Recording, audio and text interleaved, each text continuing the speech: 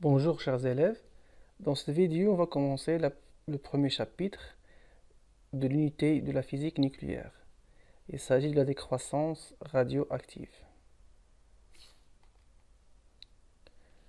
On va commencer par quelques définitions relatives au noyau d'atomes. Concernant les caractéristiques d'un noyau d'atome, la représentation symbolique du noyau est X à Z, avec X le symbole de l'élément chimique, de numéro atomique Z, où Z est appelé le nombre de protons et aussi le nombre de charges. Pour A, c'est le nombre de nucléons qui est aussi appelé le nombre de masses. Pour le nombre de neutrons, il suffit de calculer la relation n est égal à A moins Z, où n représente le nombre de neutrons présents dans le noyau. Deuxième définition qu'on va voir, c'est le nucléide. Un nucléide est un ensemble de noyaux ayant le même nombre de nucléons A et le même nombre de protons Z. L'élément. Un élément est constitué par l'ensemble des particules, atomes et ions monoatomiques ayant le même nombre de charges Z. Isotope. Des noyaux sont appelés isotopes s'ils ont le même nombre de charges mais des nombres de nucléons A différents. Donc un nombre de neutrons qui est différent. Maintenant, on parle de la densité de la matière nucléaire. Si on veut calculer la densité ou bien la masse volumique du noyau, on va assimiler le noyau d'un atome à une sphère de rayon R qui dépend du nombre de masses A selon la relation suivante. R est égal à R0 fois A à la puissance 1 tiers.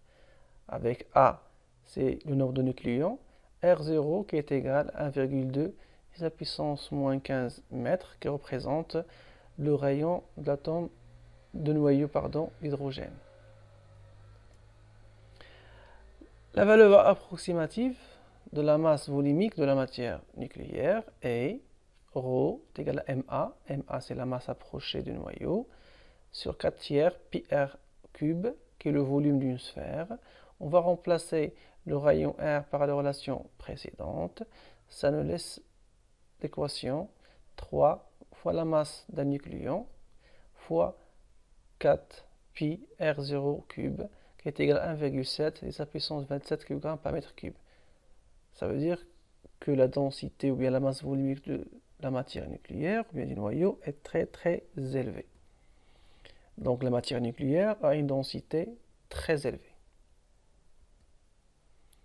Maintenant, on passe à la stabilité et l'instabilité des noyaux. Au sein du noyau, il s'affrontent principalement deux types d'interactions. Des répulsions électriques qui ont tendance à détruire le noyau. Ce sont des répulsions entre les protons qui portent des charges positives. Donc on a des répulsions qui ont tendance à détruire ou bien à casser le noyau. Et on a les interactions nucléaires fortes qui ont tendance à assurer la cohésion du noyau. Donc, si la répulsion électrique la remporte, dans ce cas le noyau est instable. Si les interactions nucléaires sont plus fortes, donc le noyau est dit stable.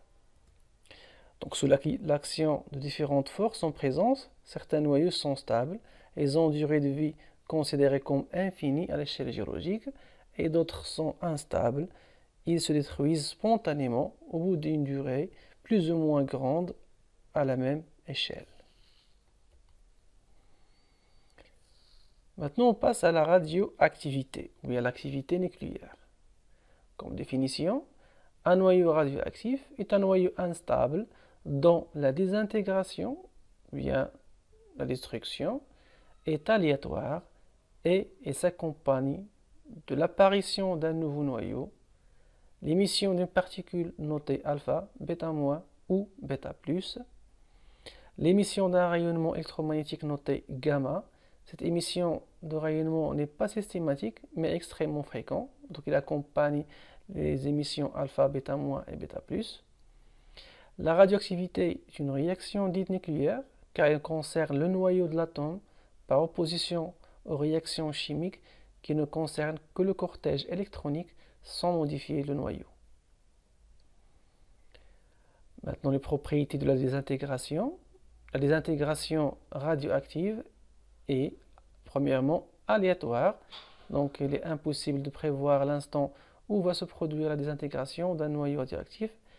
Elle est spontanée, car la désintégration se produit sans aucune intervention extérieure. Elle est inéluctable, ça veut dire un noyau radioactif se désintégrera tôt ou tard. Indépendante de la combinaison chimique dont le noyau radioactif fait partie, indépendante des paramètres extérieurs tels que la pression ou la température, etc.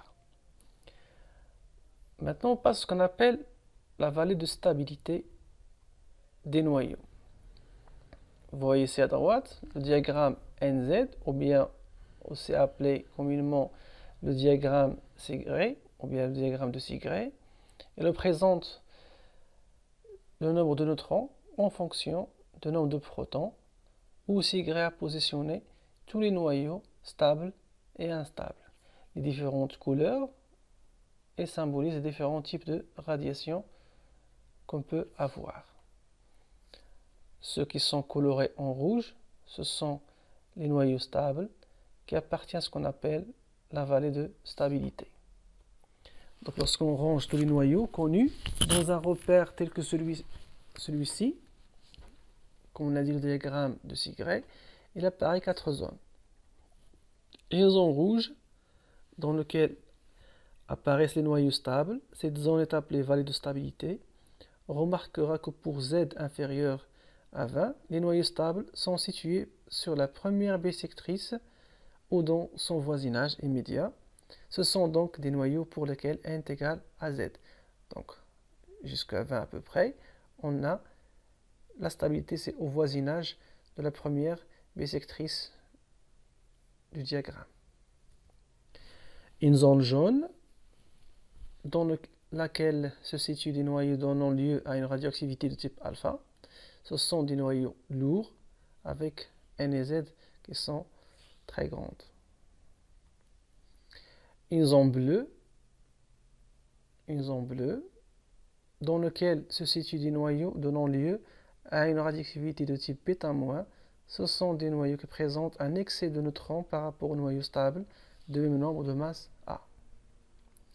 Et en zone verte, ici, ce sont des noyaux qui donnent lieu à une radioactivité β+.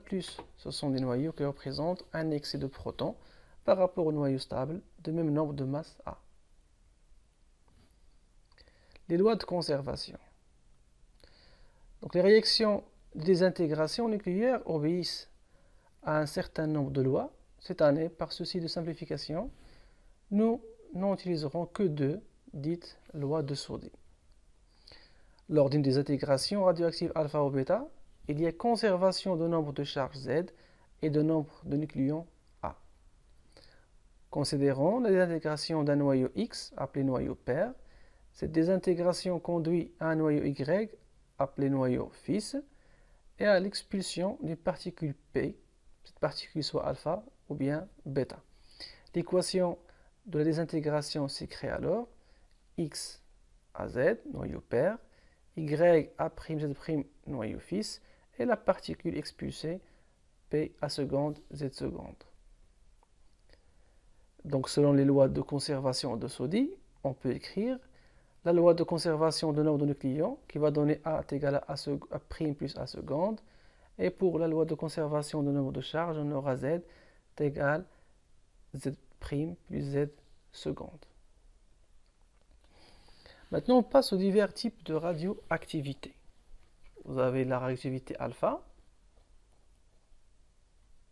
La radioactivité alpha, ou la désintégration alpha, correspond à la désintégration d'un noyau lourd instable et à l'émission d'un noyau d'hélium appelé particule alpha. Donc la particule alpha, ce n'est rien d'autre que le noyau d'atome d'hélium. X à Z, qui va donner Y à 4, Z-2, plus hélium 2, 4. Donc, pour passer de X à Z à Y, il faut retrancher 2 protons et 2 neutrons, comme le cas de le passage du polonium 210 au plomb 206. Vous voyez bien, Z a diminué de 84 à 82 et N de 126 à 124.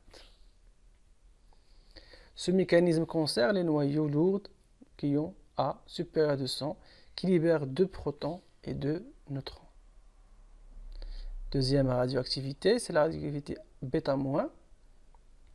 Dans ce cas, la désintégration β- correspond à la désintégration d'un noyau instable avec émission d'un électron. Ce mécanisme correspond à la transmutation d'un neutron en proton et se concerne les noyaux en excès de neutrons situés au-dessus de la ligne de stabilité. Vous voyez bien X à Z qui va donner Y à Z plus 1 plus électron moins 1, 0. On voit bien qu'on a gardé le même nombre de nucléons A. Ça veut dire que lorsque Z a augmenté de 1, N a diminué de 1. Comme l'exemple ici, le passage de cobalt 60 au nickel 60, on a diminué le nombre de neutrons de 33, 32 et augmenté le nombre de protons de 27 à 28. Pour expliquer l'origine de cet électron, on sait très bien que le noyau ne possède pas d'électrons, donc l'origine, c'est la transmutation ou bien la transformation d'un neutron en proton qui va libérer cet électron. Maintenant, on passe au troisième type de radioactivité, c'est la radioactivité β+.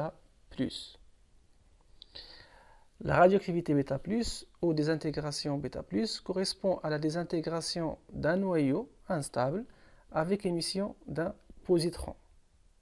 Ce mécanisme correspond à la transmutation d'un proton en neutron à l'intérieur du noyau avec émission de positron. Donc le passage d'un proton ou bien la transformation d'un proton en neutron va générer un positron, c'est une particule semblable à l'électron, même masse mais de charge opposée, et concerne les noyaux en excès de protons situés en dessous de la ligne de stabilité. Comme par exemple le phosphore 30 qui va se transformer en silicium 30. On voit bien que le Z a diminué de 1, de 15 vers 14, et le N a augmenté de 1, de 15 vers 16, tout en gardant le A constant.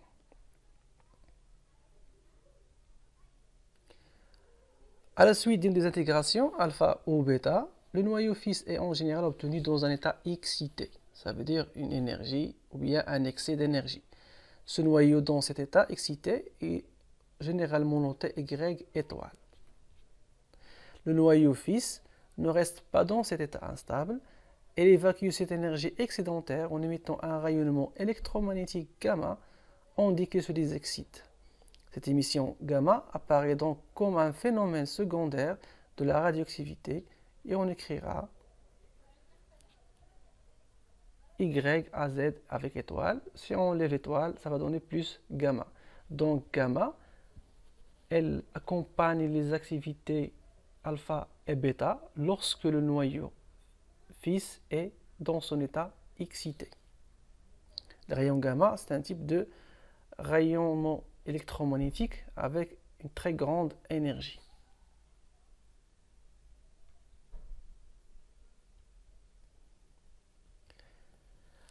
À la suite d'une désintégration, un noyau père s'est transformé en un autre noyau, le noyau fils. Ce dernier peut être instable ou peut être stable.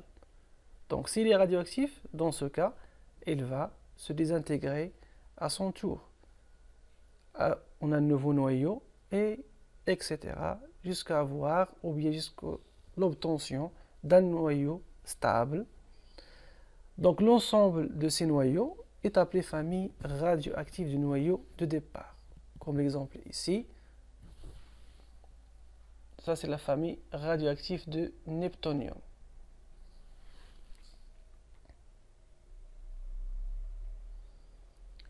Maintenant, on passe à la décroissance radioactive. Soit NT, le nombre de nucléides d'un élément donné, présent à un instant t quelconque, et n0, le nombre de noyaux initialement présents. On a la relation suivante. Cette relation, n à l'instant t, qui est égale à n0, à l'instant t est égal à 0, exponentielle moins lambda t. Donc, cette expression est dite la loi de décroissance radioactive, où lambda représente la constante radioactive en seconde moins 1. La valeur de lambda est propre au corps considéré. Donc, chaque nucléide, il a son propre lambda. La constante du temps. Donc, si on trace la courbe qui représente la loi de décroissance radioactive, c'est une fonction décroissante, exponentielle. Si on trace la tangente à l'instant t est égale à 0, l'intersection avec l'axe de temps, c'est ce qu'on appelle la constante du temps bientôt. La relation entre cette constante et la constante radioactive, c'est taux égal à 1 sur lambda. Taux, comme on a dit, est appelé la constante du temps. On peut aussi retrouver la valeur de taux en projetant la valeur de 0,37 qui multiplie n0. Directement, on va retrouver la valeur de taux.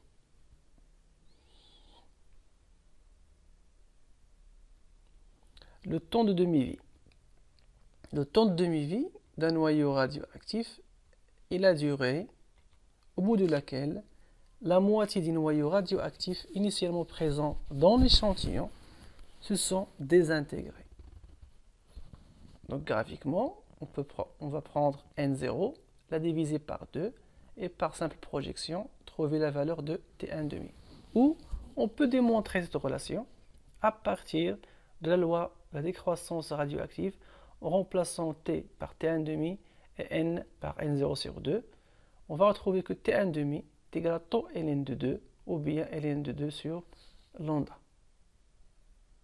Voici l'exemple de quelques temps de demi-vie. Il y a des noyaux qui ont des milliers d'années, ou bien 10 milliards d'années, ou bien quelques secondes seulement en T1,5.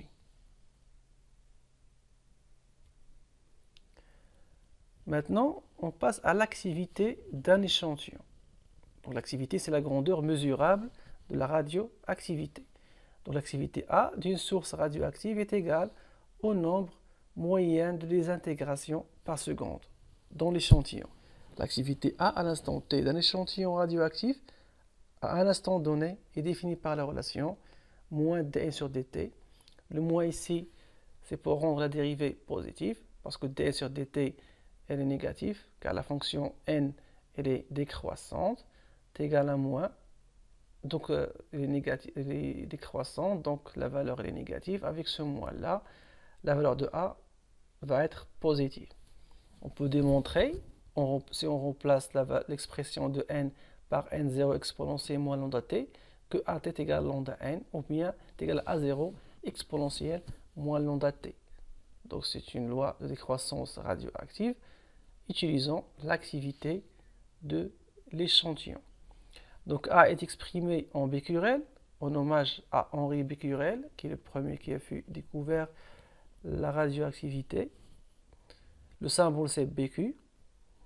Donc un becquerel signifie qu'on a une désintegration par seconde, ou bien un dps. Un dpm c'est une désintégration par minute. On peut avoir d'autres unités comme le Curie, en rapport avec Marie et Pierre Curie. Donc cette activité est déterminée par un appareil de mesure qui est appelé un compteur, comme le compteur de Geiger-Miller, qui permet de compter combien de désintégrations on a par seconde. Voici quelques exemples des corps avec leur activité. Vous voyez bien que l'être humain, entre 110 et 140 becquerels, etc. Donc tous les produits naturels, tous les corps, ils possèdent leur propre activité radioactive. On peut aussi exprimer la loi de décroissance radioactive en fonction de la masse. On peut également l'écrire sous forme de nombre de moles, ou bien de la concentration, ou bien etc. mais ça reste à démontrer dans chaque cas et selon les besoins de l'expérience.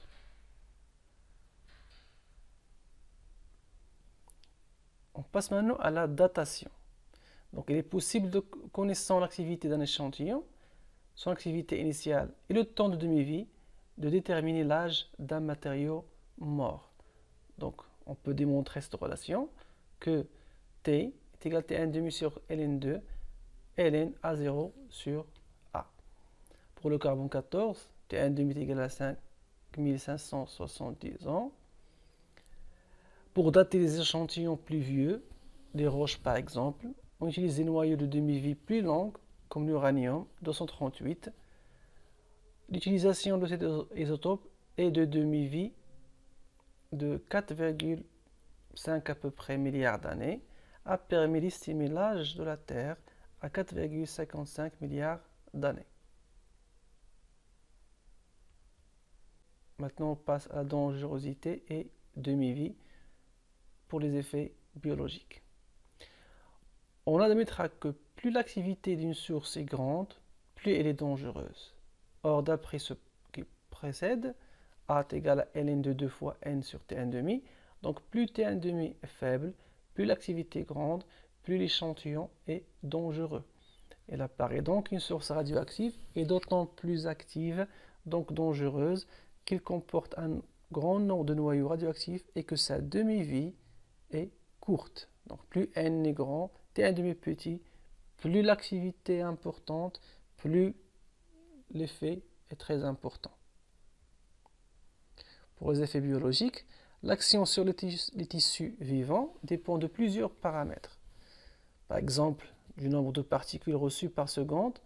Ce nombre dépend de l'activité de la source et de son éloignement, de l'énergie et de la nature des particules émises et donc reçues, du fractionnement de la dose reçue, de la nature des tissus touchés, les particules ionisantes et le rayonnement, les particules ionisantes, alpha, bêta plus et bêta moins, et le rayonnement gamma sont capables de provoquer des réactions chimiques et des modifications dans la structure des molécules constituant la matière vivante. En particulier, ils peuvent induire des mutations génétiques lorsque l'ADN se trouve modifié. Et merci pour votre attention.